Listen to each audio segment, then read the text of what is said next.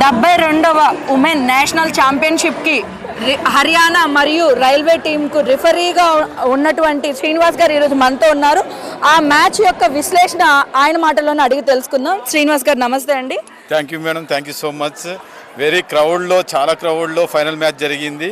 Haryana Indian Railways మీద all India లెవెల్లో hope ఉండేది. ఇలాంటి మ్యాచ్ నాకు రెఫరీ ఇవ్వడము ఫస్ట్ థ్యాంక్స్ టు కాసాని జ్ఞానేశ్వరన్న గారు, అదేవిధంగా కాసాని వీరేశమన్న ప్రెసిడెంట్ గారు, అదేవిధంగా మహేందర్ రెడ్డి గారు జనరల్ సెక్రటరీ. ఇంత పెద్ద బాధ్యత తీసుకొని ఈ టోర్నమెంట్ చేయడం చాలా సంతోషము. కానీ ఫైనల్ మ్యాచ్ చూస్తే ఇంత వన్ సైడ్ అనుకున్న మ్యాచ్ను ఇంత టర్న్ చేసిన హర్యానా ప్లేయర్స్కి చాలా అభినందనలు తెలియాలి. ఎందుకంటే హాఫ్ టైం వరకు 4-5 స్కోర్లో తేడాతో ఉన్నారు. అప్పటికి అనుకున్నాము హర్యానా టీం ఏ టైంలో అయినా చేంజ్ చేసుకుంటుంది, టర్న్ అవుట్ చేసుకుంటుంది అనుకున్నాము. కానీ అదేవిధంగా అది టర్న్ అయింది.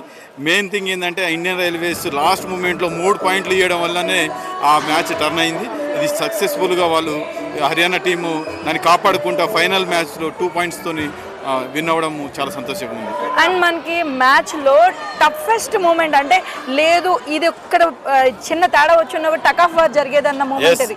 లాస్ట్ 3 పాయింట్స్ పోకపోతే డ్రా అయ్యే ఛాన్సెస్.